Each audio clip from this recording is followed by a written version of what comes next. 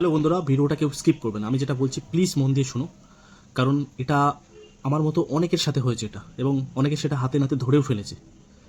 এই জিনিস, এই একটা বড় রকমের স্ক্যাম যেটা আমাদের জনজীবনে প্রতিনিয়ত এখন ঘটেই চলেছে, এবং এটা একদম চোখের সামনে, যেটা আমরা নিজেরাই বুঝতে পারছি না কত বড় ভুল করছে মানুষগুলো আমাদের সাথে।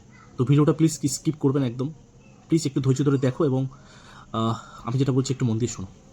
কারণ বেশ বিগত কয়েক বছর ধরে আমি লক্ষ্য করছি, কয়েক বছর এটা, আহ, অনেক বছর পিছনের কথা বলছি না, জাস্ট রিসেন্ট এক বছর, লাস্ট এক বছরের কথাই বলছি, আমি সেটা লক্ষ্য করছি।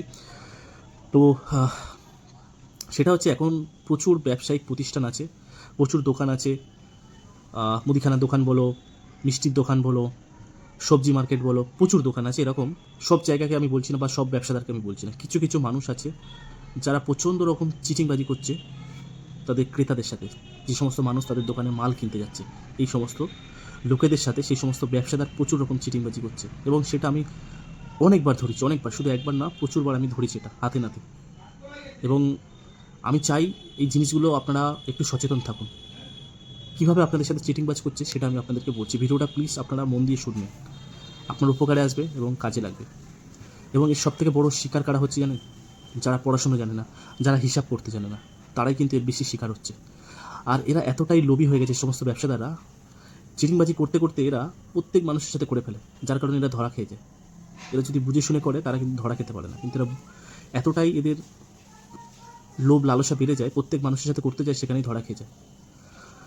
এরা কীভাবে চিটিংবাজিটা করে দেখো। এখন দোকানে তুমি ধরো 300 টাকার বা 500 টাকার বাজার করলে, খুচরো মাল আছে, তার মধ্যে 30 টাকা, 10 টাকা, 40 টাকা, 50 টাকা এরকম হিসেবের মাল দিয়েছে। টোটাল মিলিয়ে 300 টাকা বা 350 টাকা টোটাল অ্যামাউন্ট হয়েছে। এবং তোমাকে দোকানে ফটাফট গেলে এই মালগুলো নিলে ওরা স্যাটাসাট ক্যালকুলেটার করে হিসাব করে দিল 365 টাকা।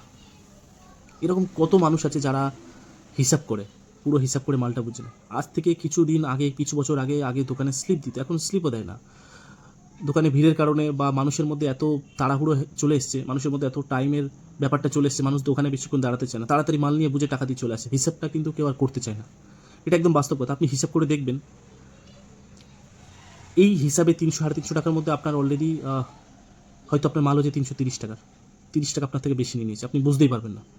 আপনি এটা হিসাব করছেই না।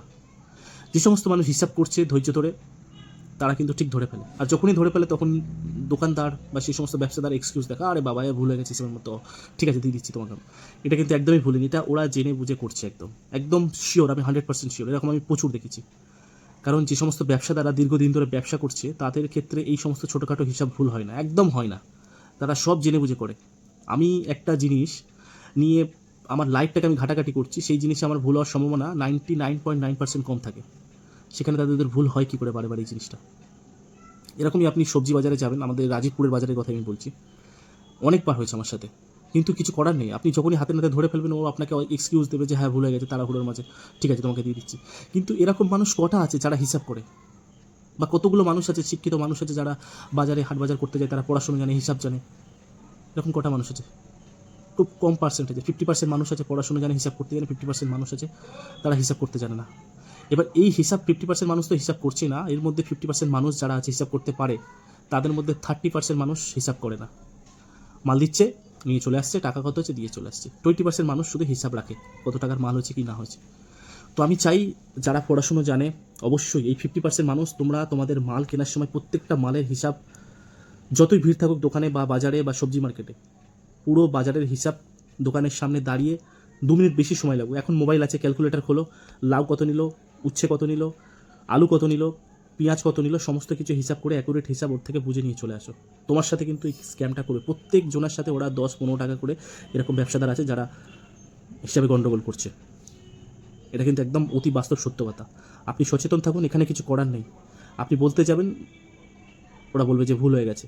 এরকম কিছুদিন আগে, 2 দিন আগের কথা বলছি, আমি মাংস আনতে গেছি, আমাকে ফট করে আমি 500 টাকার মাংস নিয়েছি, 350-400 টাকা হয়েছে, আমার অতটা হিসাব করার সময় ছিল না, হট করে দিয়ে দিল 1 কিলো 400 মাংস, 240 টাকা করে কিলো, আমাকে 190 টাকা ফেরত দিচ্ছে, 500 টাকা দিয়েছি।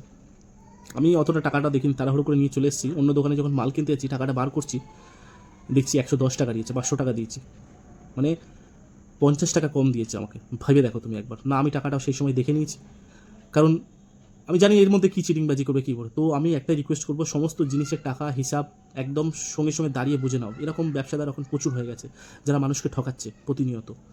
সব ব্যবসাদার করছে না, কিছু কিছু মানুষ আছে করছে, এবং রমরমিয়ে তারা ফাউ টাকা ইনকাম করছে সেখান থেকে, সেই ব্যবসা থেকে পার ডে 200-300 টাকা ফাউ টাকা ইনকাম করছে। এরকম মিষ্টির দোকানদারও করছে। সব মিষ্টির দোকানদার না, কিছু মিষ্টির দোকানদার আছে, তারা বুঝে যায় যে এই মানুষটা নিশ্চয়ই কোনো আত্মীয়র বাড়িতে যাচ্ছে বা কোনো অনুষ্ঠান বাড়িতে যাচ্ছে, বা আমার দোকান থেকে মিষ্টি কিনছে, সেটা সে নিজের বাড়িতে নিয়ে যাবে না, সেটা অন্য কুটুম বাড়িতে নিয়ে যাবে।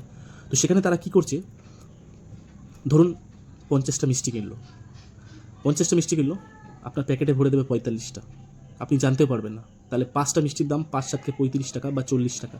এই 40 টাকা কিন্তু আপনাকে পুরো আপনার থেকে নিয়ে নিল।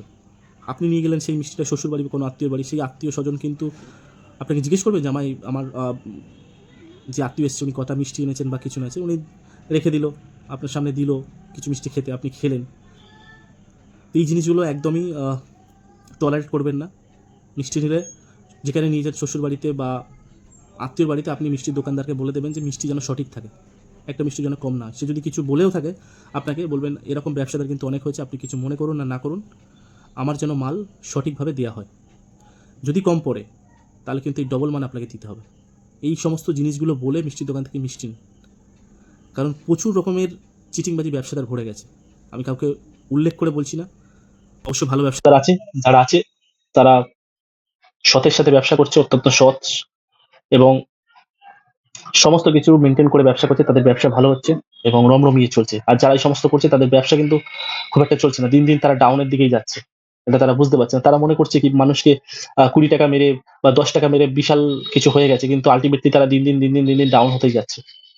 তো সবাইকে বলবো আপনারা সচেতন থাকুন, ছেলে মেয়েকে শিক্ষিত করুন যাতে সে অ্যাটলিস্ট হিসাবটা করতে পারে। নিজের জীবন অতিবাহিত করতে গেলে যে সমস্ত সামান্য হিসাব কিছু করা দরকার, সেই হিসাবটা যাতে সে করতে পারে, এতটুকুই পড়াশোনা শেখাও। যদি কিছু নাও শেখাতে পারো তাহলে কিন্তু সে ঠকবে না, কারণ ঠকানোর মানুষ এখন প্রচুর ঘুরে বেড়াচ্ছে। তো ভিডিওটা প্লিজ প্রচুর পরিমাণে শেয়ার করো, প্রচুর পরিমাণে শেয়ার করো, যাতে প্রত্যেকের কাছে ভিডিওটা পৌঁছে যায় এবং সবাই সচেতন হয়ে যায়। এরকম আমার সাথে না হলেও 1 বছরে 30 থেকে 40 বার হয়েছে আমার সাথে, এবং আমার কিছু করার নেই।